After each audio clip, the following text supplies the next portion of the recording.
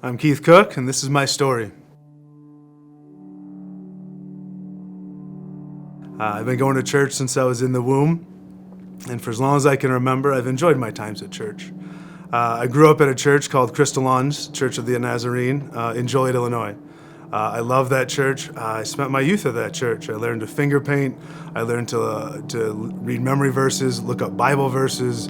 I learned to drive my dad's Explorer in the parking lot when I was 12 years old because I was bored, because we were still there 6 hours after the sermon got done, talking to someone about something, usually waiting for second service to start Sunday night, because that's what you did.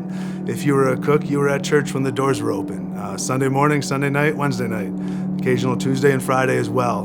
There was always something to be done at the church, and we were there. And we were happy to be there too. It was a good time, and I loved that church very dearly.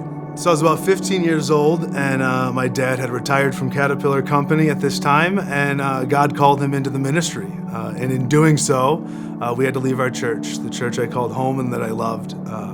It was 200 well-known people that I'd spent years with and relationships built, to go to this new church of 1,000 people, 45 minutes away from the house. It was unsettling to say the least.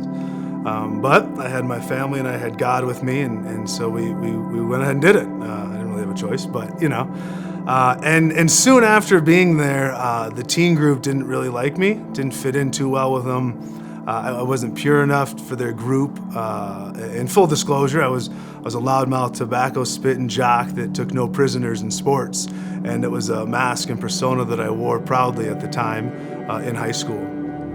But this did lead me to pull away from church and the teen group in general. So my parents noticed at this time that I was kind of pulling away, and my mom, being the mom that she is, suggested that I use some of my gifts at the junior and senior high camp. And I'd go for 1 week as being a counselor for junior high and 1 week as senior high for myself. And at this time, it was great. I did wonderful. I spoke to some junior high kids, and I worked through my own stuff, and I was on fire for God, and I was in a really good place, a place that the devil wasn't loud. I couldn't hear him. I didn't have to put the mask on. I didn't have to do anything. God was telling me I was enough, and Jesus was there to support it. And it was a wonderful time in my life, and I was just on fire for God as a whole. And it was 2 weeks of my life that I couldn't or wouldn't ever change, and it was just outstanding. So after this time, about 6 months go by, and I see the sign up for next year's camps in Illinois, and I look at my parents. I say, "Hey, I'd love to serve at the camps again," and I see both smiles quickly leave their face.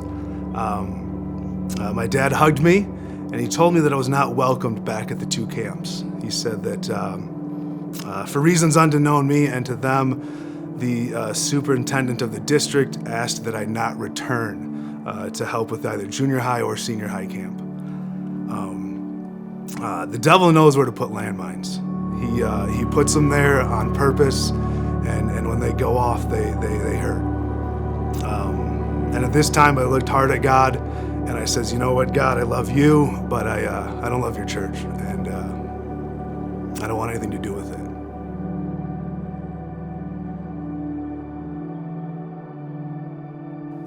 At this point, I packed my suitcase and became the prodigal son. I walked away from the church and became a surface Christian. My mom continued to pray for me as my dad did, relentlessly prayed as they continued to. And they never stopped praying for me, they never will. But I became a surface Christian, just doing my own thing at this time. I took the gifts that God gave me and I went to a distant land. I picked up the gifts that God, the estate that He inherited to me, and I took it and I went to the Chicago nightlife. I took my gifts of size and strength, the ability of the woo, and my compassion to better myself in the world, in the specific world of the nightclub in downtown Chicago. I took my size and strength and I corralled the loose and drunken and immoral, and the problem people of the bars to protect the influentials. I did this, and people loved it, and they saw I was good at it. It didn't take long for them to notice the woo. The woo is defined as Strength Finders 2.0 as the ability to win others over. A good way to put it is I walk into a room of strangers and I only see people friends I haven't met yet. So I'm a great doorman or greeter. So a guy of size and strength with a good tongue to talk to people gets put at the front door quickly, especially in downtown Chicago. And so at this point, I'm working downtown Chicago, bouncing, making $1,000 to $2,500 a night cash. I got men and women both giving me hotel keys, telling to come back and party with them. I got everybody begging me to come into the bar that I work at. It was a great life. It's everything the world told me I needed and wanted, and I had it right there. I had anything I could ask for. And then I used the last one, the gift of compassion, at this point to manipulate anyone of influence in a manner that I needed to better myself. I took God's gifts of size, speech, and compassion, and I used them to pack the nightclub, strip bar, drag show, whatever event would pay me the most to keep order and get people in the door. I was a goon for hire, and I was really good at it because I had God's gifts He had given me. While this nightclub life was going on, my dad was called to start his own church in his hometown of Morris, Illinois. And because it was my dad's church, I could attend and be part of it. I didn't think it would hurt me and didn't see it hurting me. And because it was my dad's church, it wasn't necessarily God's church. And so this time I was being a service Christian and living what I thought was the perfect life, that I got to pick and choose what kind of Christian life I lived and how I perceived things, and it was good at the time. It was good. God will send famine. He will. In a few short months, my rough life caught up to me pretty quick. I blew a red light while drinking and got a DUI. I got in a bar fight that I got 7 staples to the top of my head, which some of you have probably seen, and I caught my girlfriend cheating on me. It was awesome. Famine just struck me completely, and no matter what I did, I couldn't get out of it. I remember sitting there above the bars I had time and time again, just thinking, if I left, who would notice? Who would care? If I walked out the door, would they say anything? If I never came back, would they think twice? I just thought about the emptiness I felt, the emotion of having nothing in me, of this deep hunger my soul couldn't feed. It was a new spot I was in, a spot that I couldn't hustle my way out of. I was stuck there, and it hit me hard. I had all the power, all the money, all the things that the world told me I needed to have. I had, you name it. I was there. I was part of it. And yet, at the end of every day, I still felt empty. I still felt missing. I still felt puzzle pieces not part of me. I felt lost. My soul was lost. I spent the next few years just wandering around different lands, trying different lifestyles and routines, something to fill that void, anything to fill that piece I was missing, something to spark life back into me.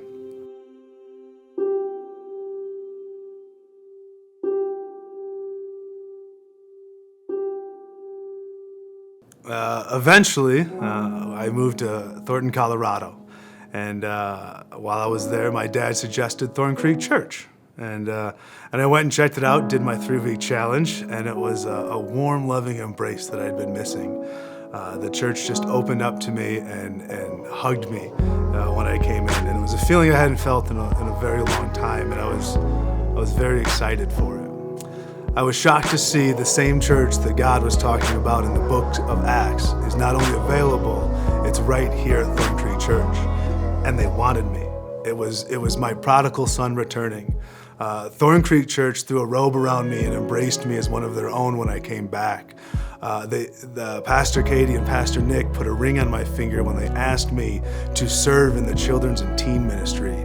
And then in God's true brushstrokes, God killed the fattest calf for me when I was asked to help out at the junior and senior high camp here in Colorado. It was a moment that will never leave me. Going to those 4 days with those kids and just reliving an experience that for so long had scarred me. I changed that day. I changed into a God-driven Christian, one that wants to serve and be part of God's church. I now use my size and strength for different things around ThornCreek Church to help out with repairs or moving or a helping hand when needed. I use my compassion for the nursery and for the teen group and continue to love on children. I use my speech and my woo to talk to new churchgoers or to new teens that come in that are a little awkward, as we all know, those teen years. I use my good health in the Levite ministry around the church. The more I serve God's church, the more I get back from it, and the more I can see why God asks us to serve. I was the prodigal son. God showed me my gifts, and He let me use them how I wanted. He sent famine through my life, and then brought me back with a warm embrace to the church that He built. He showed me what true happiness and fulfillment is, and it is God's undying love for you and I. I'm grateful for a mother and a father that never stopped praying for me. I'm grateful for God's grace and mercy. I'm grateful that Jesus never left me, and I'm grateful for Jesus' love. Today, Jesus Christ is my Lord and Savior, and I love Him with all my heart. This prodigal son has returned home.